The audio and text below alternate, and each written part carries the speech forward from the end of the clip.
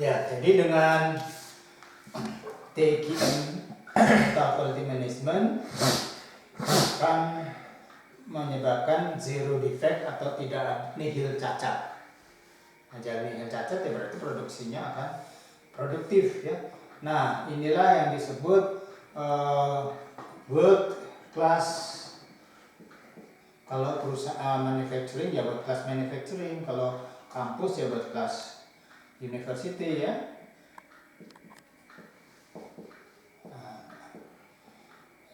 Nah, di sini bisa aja world class manufacturing ya, dan lain-lain.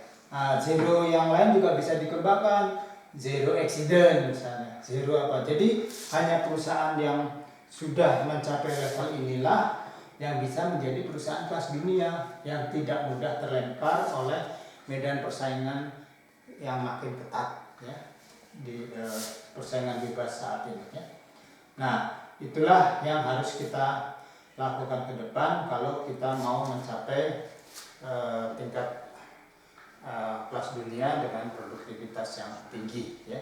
Oke, jadi kita lanjut bahwa tadi dikatakan dalam masalah kerekayasaan ada konflik dalam tujuan perusahaan misalnya menginginkan mobil listrik yang nyaman, aman, kuat, ringan, dan murah serta daya angkut yang besar, tapi tidak mudah didapatkan karena mobil tidak mungkin terbaik dalam semua hal.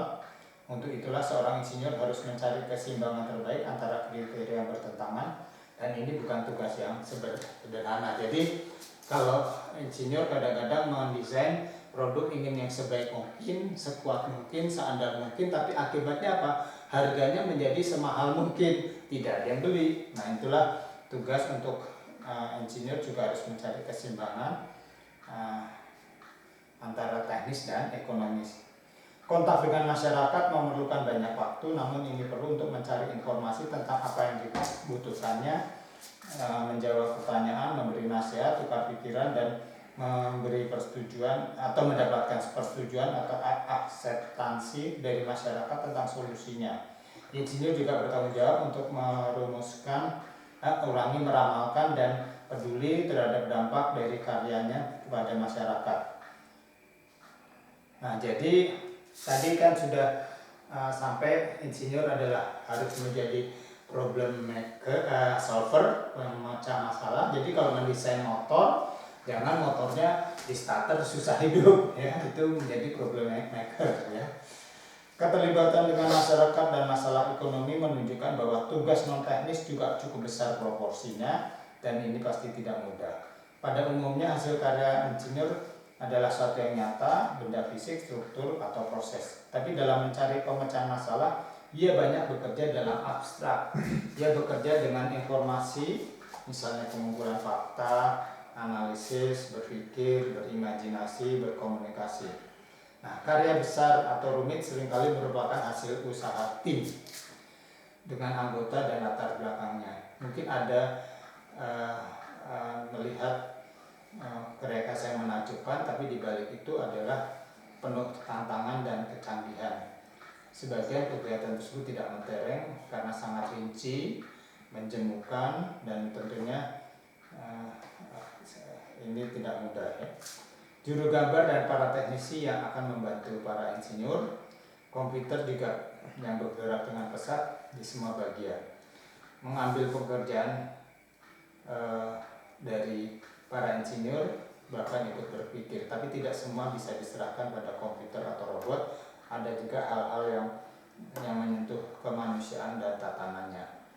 Dasar pengembangan kerekayaan modern dapat ditelusuri. Manusia berusaha mengembangkan alat bangunan menjadi sumber daya alam yang lebih bermanfaat seperti bajak, gergaji, kincir, mesin uap, reaktor inti, dan sebagainya. Bersama dengan keahlian lain, ahli rekayasa kuno yang kegiatannya dapat dilihat ya, misalnya talang air dan benteng kuno Romawi, piramida Mesir, Taj Mahal, Borobudur, dan sebagainya.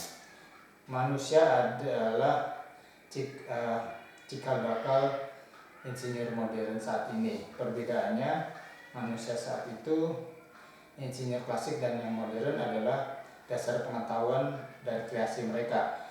Insinyur klasik merancang jembatan, mesin dan sebagainya berdasarkan pengalaman praktis, akal sehat, coba-coba atau trial and error, dan daya cipta. Pengetahuan praktis merupakan kumpulan pengalaman yang diturunkan dengan cara magang.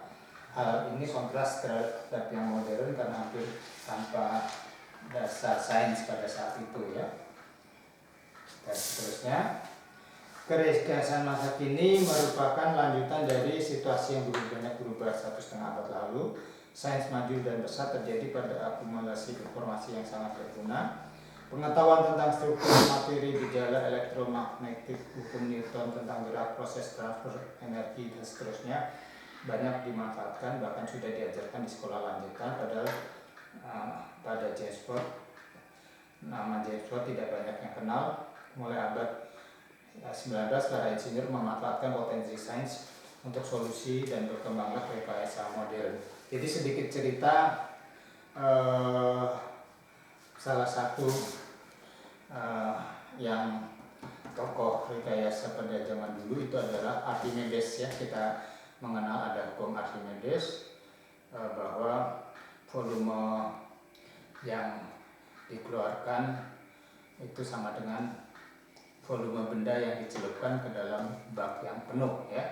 Nah, Alkisah Archimedes ditugaskan oleh raja untuk menghitung volume emas yang di mahkotanya benar tidak dikerjakan oleh si tukang emas itu. Wah, dia berpikir susah ya, ngitung satu-satu ukiran emas itu kan tidak mudah gitu. Akhirnya dia nyemplung di bak yang penuh, dia baru ingat, wah kalau gitu volume emas itu sama dengan volume